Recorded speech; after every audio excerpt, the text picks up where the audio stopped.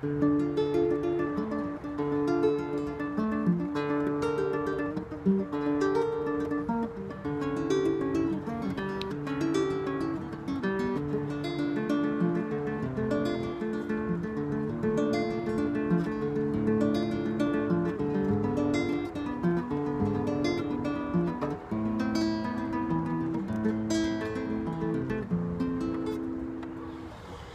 know, I get a lot of questions about practicing, and I'm going to share with you the most powerful practicing tip I ever learned, and I've come across some gems in my time.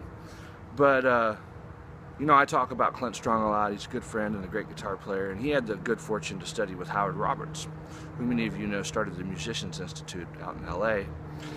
And Howard taught Clint something that Clint taught me, and I'm going to share with you today, is the power of practicing for just 5 minutes. Focused on one specific skill that you're working on. Something you do not know how to do. And this could apply to anything in life. You know, not only guitar or voice or you know, whatever instrument you choose. But imagine this scenario. I'll just give you one off the top of my head. A couple of years ago, I decided to get in shape, and I started doing pull-ups for 5 minutes a day. And I could do 2 or 3 of them initially. And then I worked up to where I could do 30. And it never took more than 5 minutes. And a pull-up is a full body workout. It's a really, really good example. Try sitting and meditating for 5 minutes. Set a timer and just try to empty your mind for 5 minutes.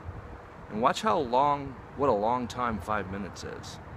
You know, so if you took a specific skill, you know, whether it be tremolo picking, you know, where you're doing more than one note at the same time, or working on a line, like a jazz line or something like that, and you just play it continually for 5 minutes, over and over and over, you'll find the power of laser-like focus. You know, Bruce Lee said something I thought about one time that I like a lot. He said, "I don't fear the man who knows 1,000 kicks. I fear the man who did one kick 1,000 times." I like that. I like that a lot. You know, Pablo Casals, one of my favorite musicians, the great Spanish cellist.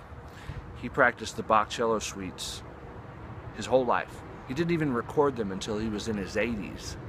And if you listen to those recordings, they're the definite line-drawn way to do it. And he was interviewed in his 90s, and somebody asked him, why do you still practice 3 hours a day? And he said, I'm finally starting to get this, I think. You see, that's the right attitude. So I encourage you, at the beginning of the week, today, Monday, whatever your passion is in life, sit down for 5 minutes and think about one facet of it that you'd like to work on, and do that. And do that and watch how it works. Let me know. Send me back a message or email. Have a great week.